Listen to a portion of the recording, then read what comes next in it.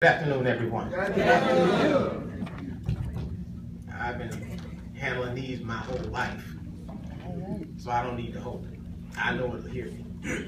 First, a few housekeeping things I'd like to say. Renee, you are the first person I've ever known to out-talk Arthur Barker.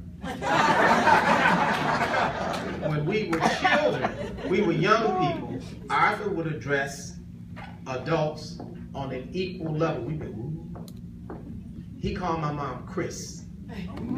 I'd go to shivering at that, but it never fazed any adult in here. He could always make that relationship. And it is true, Farnell was the coolest dude we knew. We all looked up to him. That was the cool, everything he said was true. He was Leon's big brother. And as far as the Gospel Wonders is concerned, Arthur was already in the Gospel Wonders, and me and Leon would stand by and look at them. We'd be like little puppies standing by wanting to be in the group. He was the next generation up. He and Maurice and Bobby and all those guys. And they had the Gospel Wonders. We would stand by like little puppies we wanted to be in, and they wouldn't let us in until they discovered girls. And all of a sudden they couldn't come to practice, and one Sunday it was just Arthur and Maurice. And me and Leon was standing there on the sideline in their little practice room. They used to practice downstairs in the little Sunday school room. Yes. And so how would you all like to be a gospel wonder? And we were so glad to get in the group. And it started from there. Now, unlike Farnell, I was supposed to be a surprise, but they blew that. So, and I was going to try and do this off my head, but when I try and do that, and then things get all twisted around, and I wanted it to go in some kind of order. Now, you all knew my mom, and you knew that she was a strong, bold black woman. And that's the way she raised us. Leon and I have been friends since little boys at Greater Salem when it was on 31st Street. And when the church moved out here, he and I rode our bicycles on the Dan Ryan while they were building it. There were no cars. But the difference between he and I, there are a lot of differences between us. And the one difference is that Leon is the baby in his family. I, on the other hand, am the oldest in my family. I never had a big brother.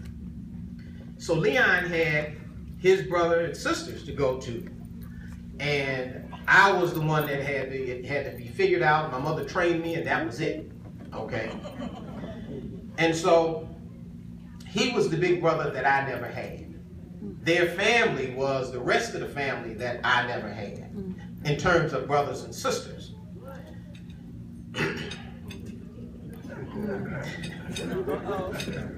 Oh, I think I told him this at the house, but I'll tell you all. I asked him, Leon, what did you plan on doing when you start pastoring at Greater Salem? Because this afternoon might be it. But I won't go that far. There are stories that I will not tell you all. We were boys growing up together. And my mother, once he became pastor, that was her pastor. And so when I would refer to him as Leon, she'd fuss at me, grown. That's Pastor Jenkins. I said, Ma, he's Leon to me. But that's Pastor Jenkins. He will always be, he's my friend, okay? His daddy baptized me, but he's my friend. And, you know, when I talk to what you talking about? That doesn't cross your desk, okay? And she get mad. Well, you just got to be mad at me, you know. Okay. As he followed in his brothers and sisters' footsteps, I followed him. I was the fastest, but he was the strongest, the steadiest, and the smartest of us. I would spend nights at his house because my mother was so strict. I had to be home by the time streetlights came on. Well, everything was just getting started. Okay, so I could go to his house. The only problem was if something went wrong, Leon would go home and Mrs. Jenkins would give him a talking to. I'm not even going to tell you what Christine would do. Okay, so we had to make sure nothing went wrong. Okay, Leon had a paper route. Arthur's right, he had a paper route. If I went to Leon's house on the weekend, Leon got up and did that paper route faithfully. And I would have to get up with him to go do that paper route faithfully. But one something is he never missed church. Paper route or not, we would be up at like 4 o'clock in the morning doing that paper route. Eventually, I ended up with a paper route, just like Arthur Barker. I think, as a matter of fact, didn't you have a route on Arthur Street? Yep, we used to go over there and deliver papers at Arthur's house. Yep, all of us doing paper routes and what have you. And I hated the paper route business, but I would go with him. And I learned responsibility watching Leon.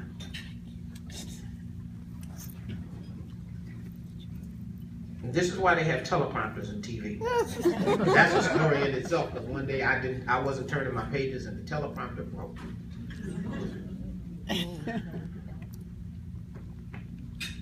I told you the story about the Gospel Wonders. When it came to high school, Leon decided to go to Tilden. Well, actually what happened is that Maurice Woodard, if you all remember him, already went to Tilden High School. By the way, Maurice Woodard is my wife's cousin. We had a name for him, but I can't repeat it here. But Maurice went to Tilden. Leon decided to go to Tilden. I followed Leon to Tilden because he was half a year ahead of me.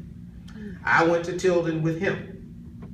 And we both went there, but I graduated with him because Christine said, as long as the school doors open, you're going to be there. That meant in the summer, I went to summer school.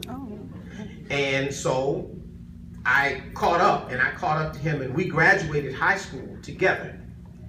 Before we had cars, we rode our bikes all over south side of Chicago, because he lived on Normal, but I lived on 66 in Sangamon.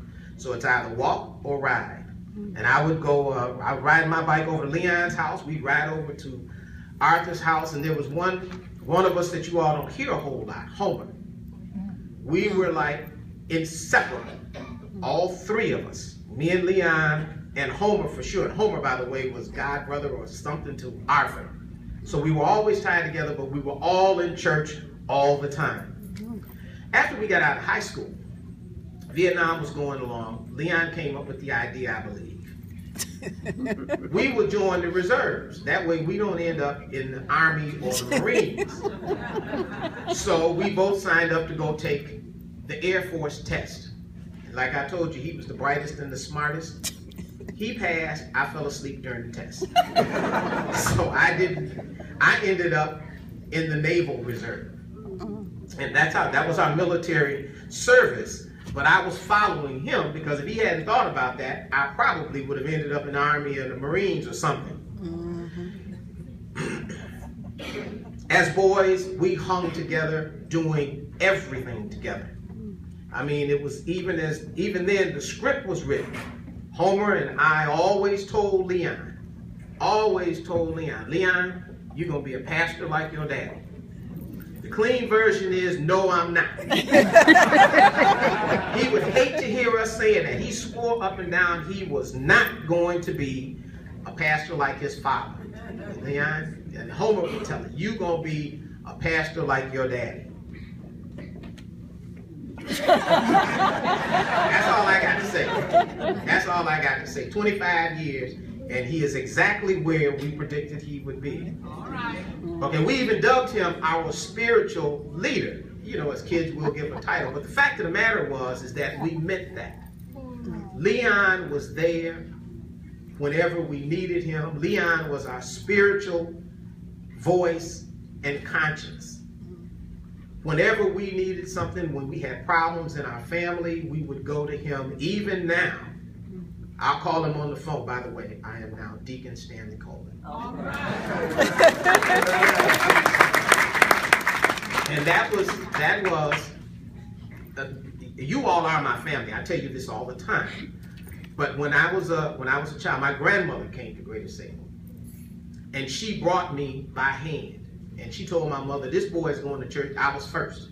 See, that was my problem. I was first everything. First grandkid, first nephew, first everything. And my grandmother said I was going to church. That's how I got to Greater Salem. And I met Leon at Greater Salem on 31st Street. Even though Homer has passed on, Leon was there with him to the end. Now, we were all very different. Like I said, I was the fastest one. That's how I ended up. I have not lived in Chicago since I started doing broadcasting in 1970. I wanted to go and see the world, and I have done that. But no matter where I was, Leon was always there, and I knew I could call on him, and no matter what. And he would be there. I call him now, because sometimes I'll hear some minister say something at our church, and I said, that's not right. I get on my phone, Leon, you know what? He said this, and what? Well, that's true. And he run it down. All right, it's good as gold. Leon told me that's it. Okay. We've had many adventures together. Many adventures together. I can tell you, I hear you, baby. I can tell you, Leon, if those of you don't know, Leon can be stubborn. If he's got something in his mind, you know, that's it.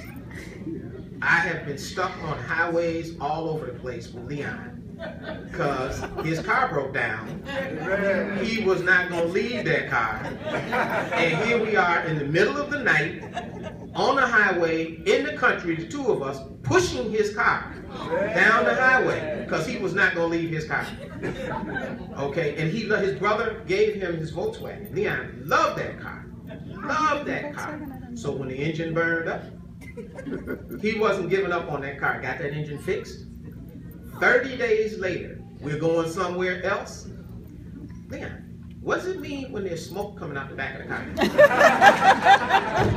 Oh, something's burning up. So Leon, we're on fire. Here we go again. He was not going to leave that car. We have been on highways in Kentucky and Tennessee, Illinois, and Ontario, Canada. Because he was fixing, oh, by the way, in case you don't know, Leon can fix anything with gaffer's tape. If it's broke, Leon's going to get the gaffer's tape out, and then we go from there. Okay? But that's my buddy. He was there, he hangs with you throughout, and he's very patient. When we get together, I do all the talking. I'm the talker. I've always been the talker.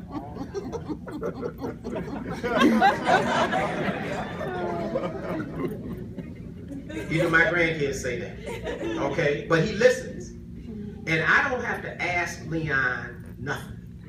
All you have to do is just say you have a concern about, you thinking about something, or you want to fix something, or you want to do something, and there it goes. Well, what'd you say, Farnell? If it were me, or, you know, I would do it this way. And there it goes. The only other person that was like that is my mom. I didn't have to ask her nothing. She started giving me advice, you know. But in his case, he know what he's talking about. Excuse me, Mom. Okay? But if you know him, you know that that's how Leon is, and he will stick with something to the end. He will stick with you to the end. He'll come back to see about you. If he's helping you with something, if he's thinking about you or concerned with you, he's going to come back and see about you. Okay? Let the church say amen. I ain't sure if that means shut up or we're trying to give Leon some praise. Let's give Leon some praise just in case. That might have been my view. Finally, just in case. Finally, Leon was not only the big brother that I never had. Leon was the son that filled in for me when I was not here. Because I have not lived here since 1970. And whenever something needed to be done to go see about my mom, Leon was there. He was there right up to the very end, the night she died. Got up out his bed, he met me at the nursing home. To you, I say you are lucky. I say he is my friend, has always been my friend. And congratulations on 25 years.